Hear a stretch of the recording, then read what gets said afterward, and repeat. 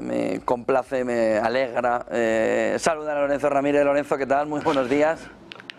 ¿Qué tal? ¿Cómo estás? ¿Qué tal ha ido el verano y la vuelta? Bueno, ya sabes que como nosotros no desconectamos del todo, la vuelta tampoco es demasiado complicada. Ya veremos cómo llegamos a las Navidades, que llegamos algunos, entre los cuales te incluyo con la lengua afuera. Pero bueno, evidentemente con todas las cosas que están pasando, pues contento desde el punto de vista informativo, porque tenemos muchas cosas que analizar, pero Demasiado, evidentemente casi. Preocupado. Sí, preocupado y viendo cómo se van confirmando algunas tendencias que hemos ido pues algunos avanzando y que ahora pues ya son Vox Populi, que incluso los grandes medios de desinformación masiva pues respaldan como si siempre los hubieran defendido, ¿no? Un poco de vergüenza ajena también da José Antonio. Sabe la audiencia que nos gusta mucho buscar en lo oculto detrás de las cosas, ¿no? Detrás de lo que está sucediendo, ¿no? ¿Qué es lo que ocultan las guerras de Hamas, Israel, Hezbollah y la guerra de Ucrania? ¿Qué hay detrás? Bueno, lamentablemente, pues la guerra, como dices, es la gran protagonista en el este de Europa, en un Oriente Medio también en el que el gobierno de Israel pues ha ido cumpliendo a rajatabla el guión que hace mucho tiempo diseñó Netanyahu y que en realidad bebe en buena medida del plan de expansión de Ben Gurión, hablando de ese gran Israel, que es un anatema, es algo de lo que nadie quiere hablar, pero nosotros tenemos que hablar porque realmente no es que esté muy oculto, es que nos lo quieren ocultar.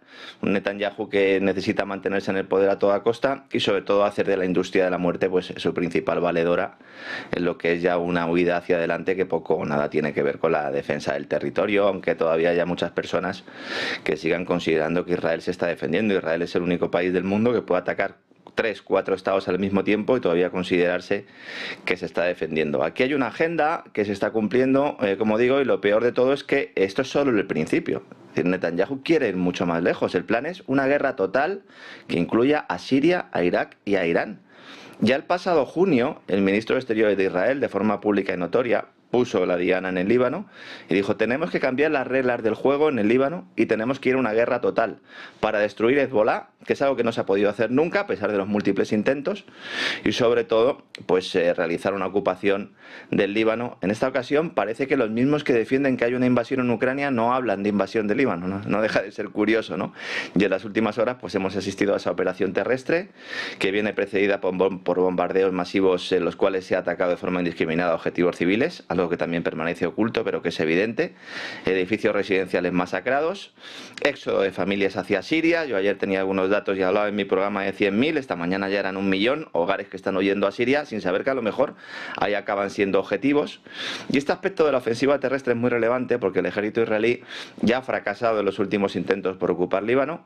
Esta guerra tiene enfrente a Hezbollah, que a diferencia de Hamas cuenta con algunas ventajas militares considerables. La primera y más obvia, aparte del apoyo que pueda tener de Irán, que de momento Irán ha dicho que no va a mandar tropas a la región, la mayor ventaja es que no es posible cercar a sus fuerzas como se pudo hacer en el perímetro acotado de Gaza, rodeado por Israel. Eso ya lo hemos empezado a ver esta noche. Tenemos que tener en cuenta de que Gaza es Israel, Egipto y el Mediterráneo. Aquí no. Aquí este contraste es importante para el tiempo que demandaría una campaña. Es casi imposible cortar las rutas de suministro que se extienden desde el sur del Líbano, 2/3 de Siria, el sur de Irak y todo el territorio iraní, pero es la llave. Es decir, una vez que tú ya tienes esa llave, ya puedes justificar actuaciones en estos países planteando que en realidad estás luchando contra Hezbollah. Estamos hablando de 2 millones de kilómetros cuadrados frente a los 360 kilómetros cuadrados de Gaza, ¿no? Y luego el hecho de que las milicias de Hezbollah, a pesar de los bombardeos, tienen muchísimos más efectivos que jamás. Esto implicaría que hay incentivos para que el ejército de Israel no siguiera adelante, pero teniendo en cuenta la mentalidad de determinados halcones del gobierno israelí y de una parte de su cúpula militar, pues esto es una oportunidad para iniciar otra guerra que se extienda en el tiempo. Además hay que asumir que Israel tiene problemas económicos serios. Ayer mismo Moody's volvió a rebajar la calificación de la deuda de Israel. Israel tenía una economía fundamentalmente agrícola, también textil, industrial tecnológica, ligada al complejo militar industrial. Ya prácticamente se ha quedado solo con esa parte tecnológica y también con el negocio del pulido y la venta de diamantes, con un triángulo entre Estados Unidos, Holanda e Israel, unos diamantes que si nos ponemos también a bucear pues podemos ver cómo se extraen esos diamantes, esos famosos diamantes de sangre. ¿Cuál es la circunstancia aquí que me parece fundamental? Que todo esto se está haciendo con el apoyo de Estados Unidos. Es decir, cuando Blinken ayer o antes de ayer planteaba en un discurso el secretario de Estado de Estados Unidos y decía: oiga, es que hay que parar un poco, hay que desescalar, no nos estaba diciendo la verdad, nos estaba mintiendo, porque hoy hemos sabido, la NBC lo acaba de publicar hace unas horas o hace unos minutos, la verdad es que yo por las noches ya duermo poco, y lo que planteaba NBC es que todo esto se hace con el beneplácito y con la colaboración de Estados Unidos. Aquí tenemos muchos incentivos, muchos elementos que nos hacen ir hacia allá. Por un lado, el corte mesiánico de toda esta operación, no hay que olvidarlo. Netanyahu es ateo, pero hay personas dentro de su gobierno, y esto también es algo que permanece oculto, no se quiere decir que están buscando una conflagración mundial para que venga el Mesías. Yo entiendo que esto a muchos les puede parecer ciencia ficción, pero hay personas en puestos de poder que están convencidas de ello, los mismos que no creen que vino el Mesías hace 2000 años, ¿no? Nosotros no tenemos ese problema. Luego tienes el aspecto económico, como te estoy diciendo, necesitas mantener la guerra para justificar el envío no solo de armamento, sino de dinero por parte de Estados Unidos. Y luego tienes también ese componente de Netanyahu de mantenerse en el poder y de evitar ser procesado por corrupción. No olvidemos que se ha procesado de corrupción. Y luego tienes el tema del gas, que el propio domingo también el ministro de Energía de Israel, pues en unas declaraciones públicas, pues yo creo que también se le fue un poco la mano con esas declaraciones al admitir que uno de los objetivos principales era romper un acuerdo sobre una serie de yacimientos de gas que tiene conjuntamente Israel con Líbano, y que además se llegó a un acuerdo en octubre del año 2022 para fijar la frontera marítima en torno a esa famosa línea y repartirse un poco esos yacimientos, unos yacimientos que son muy importantes y que son parte del compromiso que tiene Netanyahu con la Unión Europea para poder sustituir parte del suministro gas ruso a Europa. Vemos al final que hay demasiados incentivos, como te decía, para que se detenga esta guerra, ¿no? Y luego, con respecto a Ucrania, no, pues cada día que pasa sin que Ucrania y la OTAN acepten que las repúblicas del Donbass ya no forman parte del régimen de Kiev, es un día perdido. Yo entiendo que esto también es muy difícil de asumir. A los que llevamos diciendo esto mucho tiempo nos han llamado de todo, nos han puesto en listas negras, ha habido caza de brujas. Este verano incluso aparecía yo en algún listado, y también tú, porque decían que trabajaba para ti en exclusiva, lo cual no ha dejado de ser gracioso, ¿no? Nosotros porque ya somos talluditos, pero esto a más de uno le puede asustar. Ahora The Economist, New York Times, prácticamente todas las publicaciones, el propio Donald Trump en su último mitin, o en uno de sus últimos mítines en Carolina del Norte, decía que el emperador estaba desnudo. Decía, oiga, es que la Ucrania de antes de 2022, de antes de febrero de 2022, no existe. Es que ha dejado de existir. Es que aquí ha habido una guerra civil que ha durado, o sigue durando, porque esto es parte de la guerra civil, prácticamente una década, y hay unos territorios, los de la República del Donbass, que no quieren seguir perteneciendo a Ucrania. Entonces, que haya personas que defiendan derechos de autodeterminación, por ejemplo en España, y que no sean capaces de ver que en el caso de Ucrania no es que haya un derecho de autodeterminación, sino que las repúblicas del Donbass en su día escogieron dos opciones, solo tenían dos posibilidades cuando se produce el golpe del Maidán. O bien inicio una guerra civil, o bien me aparto y me declaro, bueno, no independiente sino autónomo. Se llega a un acuerdo para que sean autónomas esas repúblicas y posteriormente empiezan a ser atacadas por el propio régimen de Kiev. No podemos pretender que la gente del Donbass siga queriendo pertenecer al régimen de Kiev. Y ahora es que hay un elemento legal que podemos considerar desde Occidente, que además puede ser un asalto o un golpe de Estado, pero que la República del Donbass consideran como algo inherente a su propio sistema, y además para ellos es democrático. Y es que ahora están bajo la tutela de la Constitución rusa. Entonces, ahí no va a haber vuelta atrás.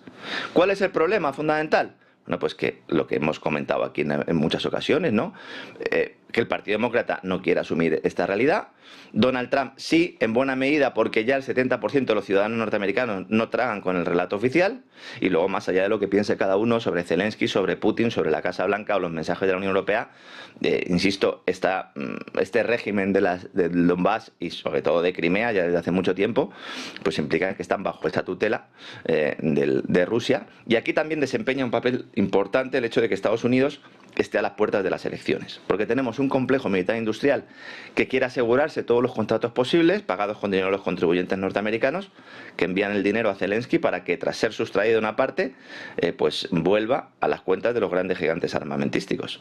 En estos momentos se está robando al pueblo norteamericano, pero no le están robando los ucranianos, le están robando sus propias autoridades, junto con los señores de la muerte, participados y controlados, al igual que los principales medios de comunicación del país, por los grandes fondos de Wall Street y por los bancos. La última visita de Zelensky, firmando bombas, visitando esa fábrica de armamento, haciendo campaña por Kamala Harris, ha abierto una brecha importante en el Partido Republicano.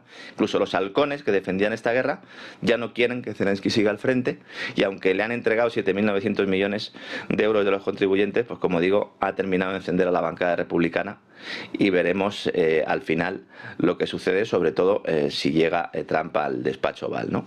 ¿Cuál es el riesgo aquí? Fundamental. Aparte de las muertes diarias que se producen sin que haya prácticamente una variación del territorio. Yo hace muchos meses decía que la guerra se había terminado. Hay mucha gente que me ha criticado ese discurso que yo hacía. Si uno se coge el mapa, prácticamente la guerra no ha terminado, porque en los últimos meses no ha habido avances considerables. ¿Por qué? Porque Rusia nunca quiso invadir el país, ¿no? El gran riesgo aquí, como digo, es que Rusia pueda responder atacando a alguno de los países de la OTAN que están participando en esta guerra, a pesar de que Ucrania no es un país de la Alianza, aunque haya sido usado por ella, y lo sigue siendo, como laboratorio, como patio trasero, para lavar algo más que sus vergüenzas a lo largo de los últimos años, y luego tras la mirada puesta a los recursos naturales. Y con esto termino. Yo vuelvo a insistir, esto no es que lo diga yo, es que políticos republicanos como Lindsey Graham llevan años reclamando que la OTAN expropie los minerales ucranianos como pago por el apoyo financiero y militar de Estados Unidos. De hecho, se acaba de reestructurar la deuda de Ucrania en este sentido, y la propia revista Forbes, nada sospechosa de ser prorrusa y que no aparece en estas listas que hacen los servicios de inteligencia occidentales en sus cazas de brujas, ha publicado un mapa con la localización exacta de estos recursos, que en su gran mayoría, cosas de la vida, están situados en el este de Europa. Otra razón económica para la guerra, José Antonio. Momentos fundamentales que nos visita a la vuelta del verano, en este ya octubre que comienza hoy, es el movimiento al alza de los partidos de lo que la izquierda llama extrema derecha, una amalgama de partidos de extrema derecha, de derecha no globalista, una suma de partidos que van contra el sistema. Y que en Europa, aunque todavía no están consiguiendo gobernar, sí están empezando a ganar elecciones y está empezando a preocupar a Bruselas. ¿Qué es lo que está sucediendo en ese auge? Aquí un poco es estamos también ante la profecía autocumplida. Es decir, tú tienes una economía europea que depende fundamentalmente de Alemania y también de Francia, pero Francia vemos que ahí tiene una crisis importante, una crisis fiscal, una crisis institucional. Y entonces tú, para lanzar tu proyecto de Estados Unidos de Europa, necesitas destruir la capacidad de Alemania de oponerse a determinadas cuestiones, sobre todo a la emisión de deuda pública masiva, en el contexto de ese plan Draghi, ¿no?, que también has analizado en las últimas semanas y que si quieres un día pues podemos un poco entrar a fondo en él. Entonces hay que destruir a Alemania. ¿Cómo se destruye Alemania? Rompiendo su alianza energética con Rusia. Si rompes la alianza energética con Rusia, también rompes la posibilidad de que haya una unión euroasiática, que es precisamente eso lo que lleva buscando Estados Unidos desde hace mucho tiempo por intereses propios. Es decir, aquí sí que no hay una cuestión de élite, sino de intereses propios, porque no quieren que haya una lucha por la hegemonía. Y una vez que tienes ese contexto, es evidente que si tus gobernantes no protestan, no levantan la voz contra esta injerencia extranjera, hoy que está tan de moda hablar de injerencia extranjera, pues llega un momento en el que la población poco a poco se tiene que dar cuenta de lo que está pasando. A mí siempre me decían de pequeño que las mentiras tienen las patas muy cortas. Era solo cuestión de tiempo. Cuando se produjeron las primeras intervenciones militares rusas en Ucrania, cuando empiezan a decirnos que nos teníamos que duchar con agua fría para perjudicar a Putin, hay gente que se ha olvidado ya de esto. Esto es como lo de la pandemia, hay gente que se ha olvidado. Nos decían eso, dúchense con agua fría, no gasten gas. Mientras tanto, los mismos gobernantes estaban promoviendo europeos, como hemos visto ahora según los últimos datos, seguir comerciando con Rusia utilizando la puerta trasera de Kazajstán, de Kirguistán. ¿Por qué? Pues porque evidentemente se necesitan Rusia y Alemania, se necesitan Rusia y Europa a muchos niveles. Una vez que eso se rompe, lo que provocas es una crisis económica. O lo que haces es agudizar una crisis económica que ya estaba en marcha, esa crisis del 2008-2012 que no se ha solventado porque lo único que se ha hecho ha sido enterrarla con montañas de deuda pública. Pero sin embargo ya tienes un enemigo a quien echarle la culpa, en este caso a Rusia, ¿no? Pero ¿qué pasa? Que los ciudadanos se dan cuenta. Entonces hay elecciones en Alemania, se coge el mapa de Alemania. ¿Qué han votado los ciudadanos del este de Alemania? Pues por una formación que se niega a pasar por ese aro. Sin entrar a si son formaciones de extrema derecha, si son formaciones algunos dicen ultras nazis. Bueno, los ultras nazis fundamentalmente están en el ejército de Ucrania y aquí a todo el mundo parece darle igual. Yo a lo que voy es que hay un movimiento sociológico que era normal que tuviera un cierto auge, por eso no creo que estén sorprendidos los diputados europeos, los responsables europeos. Otra cosa es que lo vayan a utilizar, un movimiento de auge del patriotismo. Pero el patriotismo planteándolo como no quiero injerencias extranjeras. Porque mientras estamos buscando injerencias rusas, injerencias bielorrusas, injerencias chinas en Europa, aquí lo que tenemos constatado son injerencias de Marruecos, injerencias de Reino Unido e injerencias de Estados Unidos. Y la población al final se harta. ¿Cuál es el problema, entre comillas? que estos partidos, aunque tengan un cierto auge, no pasan del 30% de los votos, 35% de los votos, es decir, se quedan sin posibilidad de gobernar. Pero hay una puerta trasera que ha establecido la Comisión Europea y el Banco Central Europeo, completamente antidemocrática, de corte totalitario, y es utilizar el programa de compras de deuda del Banco Central Europeo para ir modelando esas estructuras de los países y para ir solucionando lo que los votantes vayan reflejando en las urnas. Me explico. El caso de Francia ahora mismo es paradigmático. ¿La crisis fiscal que tiene Francia es muy distinta a la que tiene España? No. ¿Por qué la prima de riesgo francesa es superior a la española? Pues si los dos están basando su crecimiento en la deuda pública, si los dos tienen unas economías anquilosadas, incluso Francia podríamos decir que tiene más posibilidades a largo plazo porque tiene una energía nuclear y porque tiene un líder, Macron, que por mucho que digamos, pues tiene un papel internacional, sobre todo dentro de las élites, mucho más importante de lo que tenga Pedro Sánchez. Pues lo que está haciendo el mercado, entre comillas, es descontar que el Banco Central Europeo, si Le Pen en algún momento tiene tareas de gobierno, va a hacer un ataque especulativo a Francia. Y va a hacer un ataque especulativo a la deuda francesa. ¿Cómo? Pues diciendo que deja de comprársela.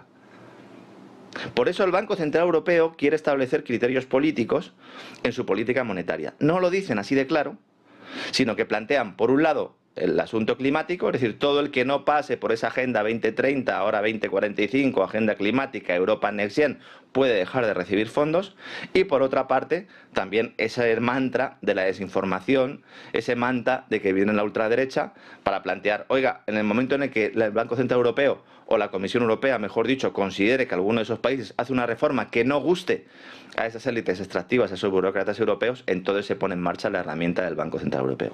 Por eso, algunos llevamos también muchos años diciendo que era algo muy contraproducente y antidemocrático que el Banco Central Europeo comprara deuda de países en apuros. A pesar de lo que pueda parecer en principio, es un secuestro. Por cierto, nadie habla de cómo el Banco Central Europeo sigue comprando deuda de grandes empresas en Europa. Porque el Banco Central Europeo sigue comprando deuda de Repsol, de Telefónica, de Iberdrola. No me quiero dejar ninguna, prácticamente todas las grandes, no solo españolas, también alemanas, también francesas, también italianas. ¿Por qué? ¿Qué es lo que se está pretendiendo con todo esto? Pues mantener una ficción, y es que hay un crecimiento económico europeo, un crecimiento económico que no existe, que si miramos los PMI desde hace muchos meses estamos en recesión y que va a servir para introducir ese plan Draghi, que como te digo, si quieres un día, pues lo analizamos con un poco más de tranquilidad, José Antonio. A partir de ahí tenemos una fotografía, Lorenzo, cada vez más clara alrededor de que China va a poner todo lo que sea necesario, ¿no? Yo decía esta semana, whatever it takes, ¿no? El modelo Mario Draghi llevado a China, lo que haga falta, el dinero que haga falta, las medidas que hagan falta, todo lo que sea necesario para que China pueda relanzarse, para que pueda volver a coger impulso. ¿Qué es lo que de verdad hay en ese plan de estímulo China? Y eso que solo han enseñado la patita, es decir, si lo comparamos con cualquier tipo de plan de estímulo que esté aplicando en estos momentos Europa o el Tesoro de Estados Unidos, es un plan, bueno, pues parece incluso infantil, ¿no? A ver, aquí la clave es que China no tiene inflación. China prácticamente no tiene inflación. Entonces, lo único que le puede limitar para lanzar planes de estímulo es que quiera proteger el yuan. ¿Por qué querría proteger el yuan si tiene un problema ahora mismo China de exportaciones? Porque su principal demanda externa, que somos Estados Unidos y Europa, estamos comprándoles menos o está habiendo una desaceleración motivada en buena medida por ese estancamiento de Estados Unidos y esa crisis económica de Europa. Pues fundamentalmente porque tiene a las puertas un nuevo sistema monetario, el nuevo sistema BRICS, que se va a fundamentar. Un 40% del valor de esa nueva divisa BRICS va a ser el oro y el otro 60% el valor de las monedas nacionales, unas monedas nacionales entre las cuales evidentemente en todo BRICS la que va a brillar pues es la de China, que de momento tiene un papel muy pequeño en el comercio internacional a pesar de la desdolarización que se está produciendo, pero evidentemente no es un momento para que tú reduzcas el poder adquisitivo de tu moneda. Pero si no tienes inflación, pues entonces puedes lanzar planes de estímulo.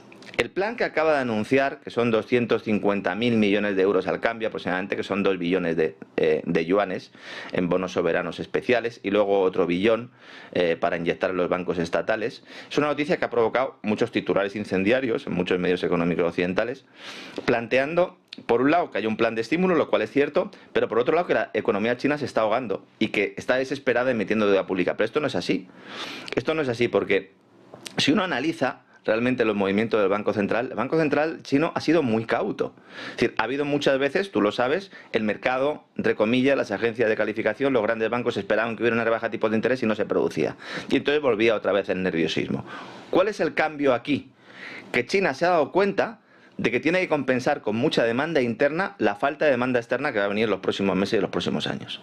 Entonces el consumo de los hogares chino, que no está cayendo, está creciendo, pero China quiere que crezca más para que sea una palanca superior en su crecimiento del Producto Interior Bruto, que ahora mismo estaríamos en un 4,5, que tampoco está tan lejos del 5,5 con el que quiere cerrar el año el gobierno chino. Entonces es verdad que el gobierno chino quiere elevar esa demanda interna, pero no porque está cayendo, sino porque desea que crezca más para compensar esa caída de la demanda exterior, que se produce como consecuencia, como digo, de ese hundimiento económico de Europa y de un estancamiento de Estados Unidos. Las últimas cifras publicadas la semana pasada indican que Estados Unidos está creciendo a un ritmo del 0,7%, si lo cogemos en términos mensuales. Y luego también es cierto que los bancos chinos tienen problemas derivados de su exposición al sector del ladrillo. Esto no es nuevo, pero hasta ahora se ha evitado la crisis financiera con pocos ajustes de la oferta monetaria, con lo cual tienen cierto margen, vamos a decirlo así. Y luego lo que te comentaba al principio, ¿no? Vamos a poner esto un poco en contexto. Es decir, 250.000 millones de euros al cambio nos puede parecer una cantidad de nueva deuda enorme. Bueno, es que el Tesoro de Estados Unidos, por ponerte un ejemplo, el pasado octubre tuvo que emitir para pagar a los acreedores 112.000 millones de dólares simplemente en un mes. Para pagar a los acreedores. Y durante todo este 2024 el Tesoro que dirige Janet Yellen se va a ir a récords absolutos de deuda pública, ¿no? Estamos en un modelo de deudocracia mundial. Es decir, todo se sostiene emitiendo nueva deuda. China ha querido proteger al yuan, China no ha querido hacer una política inflacionaria. Bueno, pues veremos hasta qué punto estas medidas se pueden quedar aquí o pueden ir acompañadas, como tú decías, por un gran bazooka que por un lado pues pueda beneficiar a la economía de China en términos macroeconómicos, en términos de PIB, pero que tiene un problema fundamental. Y es que si tú vas minando el poder adquisitivo del yuan con emisiones de ese tipo, si tú vas cercenando un poco ese valor tipo de cambio del yuan, pues no vas a poder mantener tus exportaciones y por mucho que tengas una demanda interna, pues al final tu producción industrial se verá notablemente afectada. Una producción industrial de China que ahora mismo está creciendo un 4,5 interanual. Es decir, ya lo quisiéramos en Europa, tener un 4,5 interanual. ¿Es menor al 5,1% de julio? Es menor. Pero hombre, calificar este crecimiento como una economía que se tambalea, como están haciendo algunos grandes medios en Estados Unidos y en Reino Unido, bueno, pues me parece bastante exagerado. La clave va a estar en cómo calibras esa balanza entre mantengo el poder de mi divisa, sobre todo para presentarla en esa cumbre BRICS, que se va a celebrar dentro de muy poco, y pues la capacidad también que pueda tener China para poder aumentar esa demanda interna. Ya quisiera yo estos problemas para los países europeos, también te lo digo, José Antonio. Aún así hay alguien que también se está acercando a Xi Jinping y está llamando mucho la atención. No es otro que Javier Milei, que ayer estaba con Bukele. ¿Qué está pasando con esa relación, ¿no?, entre Milei y Xi Jinping? Aquí el problema es que tú no puedes hacer una política. Puedes llegar al gobierno haciendo una política simplemente de discursos, incendiaria, de meeting, ¿no? Yendo a tesis maximalistas. Así muchos han ganado las elecciones. Algunos consideran que esto es populismo. Bueno, si es lo que la gente quiere, pues de alguna manera también hay que respetarlo desde un punto de vista democrático. Pero recordarás cuando Milei hacía aquellas declaraciones diciendo que en ningún momento iba a hacer ningún pacto con comunistas, decía, y metía en el mismo grupo a Cuba, a Venezuela, a Corea del Norte, a Nicaragua y a China.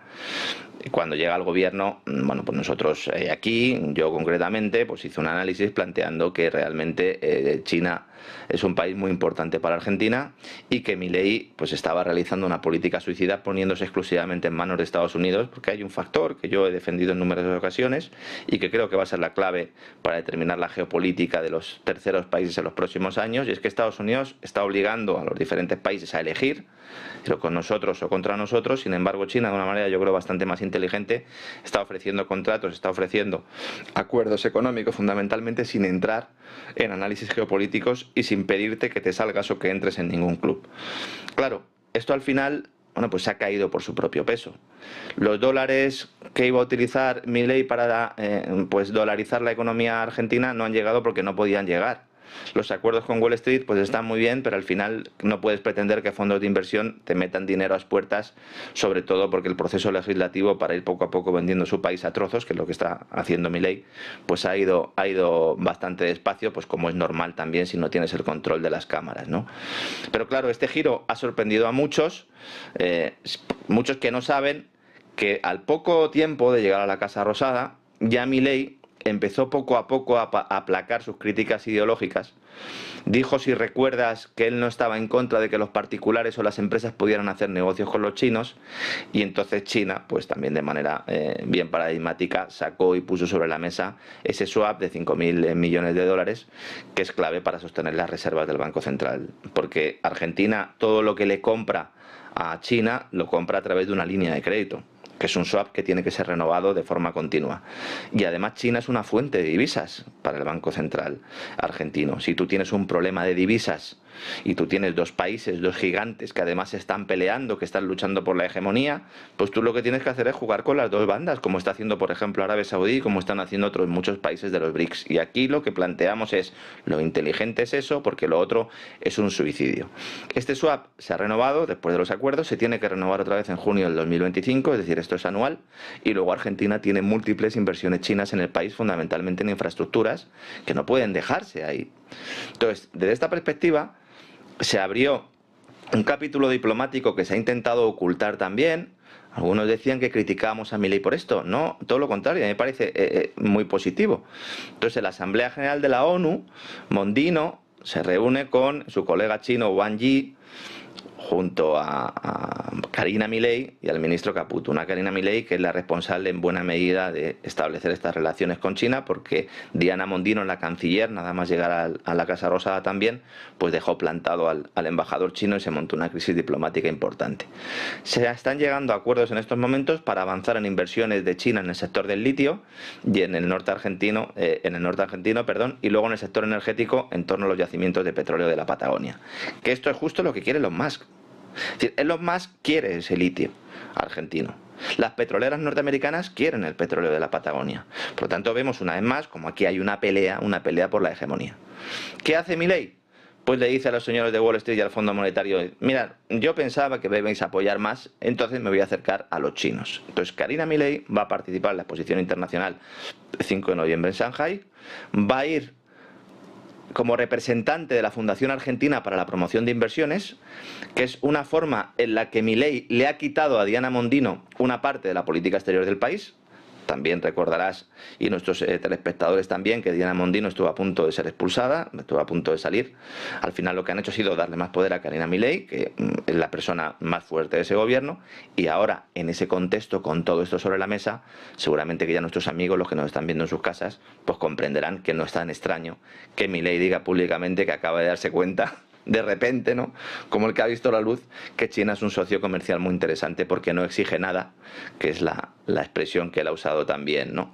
Es verdad que China te coloniza económicamente y tecnológicamente, pero tampoco se trata de echarse en brazos de los chinos, se trata de jugar, como digo, con esas dos bandas. Problema, que ahora la Casa Blanca está con la mosca detrás de la oreja, que ahora Nicholas Burns está muy preocupado, que ahora Anthony Blinken está muy preocupado, porque se están dando cuenta de que, de igual manera que Argentina querían que fuera un ejemplo para ver cómo un Estado puede sumirse exclusivamente a los designios de Estados Unidos, pues ahora lo que están dando es el mensaje contrario, es decir, que hay posibilidad de llegar a otras alianzas sin que haya sangre de por medio. Bueno, pues veremos hasta qué punto la Casa Blanca, esta o la siguiente, es capaz de asumir este escenario. José Antonio.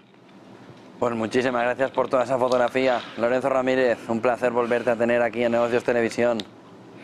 Buen día. Encantado, ya sabes que para mí también es un placer y nada, pues ya nos iremos viendo aquí todas las semanas, al menos un par de veces. Un fuerte abrazo, José Antonio. Un fuerte abrazo, Lorenzo. Buen día, buen negocio.